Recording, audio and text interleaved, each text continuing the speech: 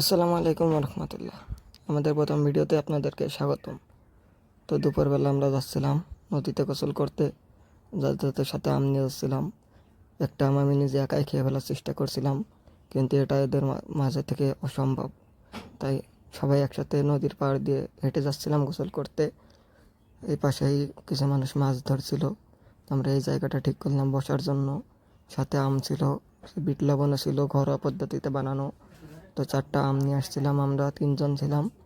প্রথমেই বড় একটা কামড় দিয়ে আমের অর্ধেকটা শেষ করে ফেললো। তারপরে লবণ লাগিয়ে খেতে শুরু করলো। তারপরে আমিও একটু চেষ্টা করলাম খাওয়ার। তা আমটা একটু শক্ত ছিল, যা কামড়ানো অসম্ভবের মতো।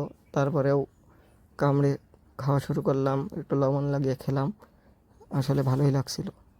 তো আমরা আমাদের ব্লগ জার্নি শুরু করলাম। আপনারা আমাদেরকে সাপোর্ট করতে থাকুন এবং কমেন্টে জানাবেন যে পরবর্তীতে আমরা কী টপিক নিয়ে ভিডিও বানাতে পারি।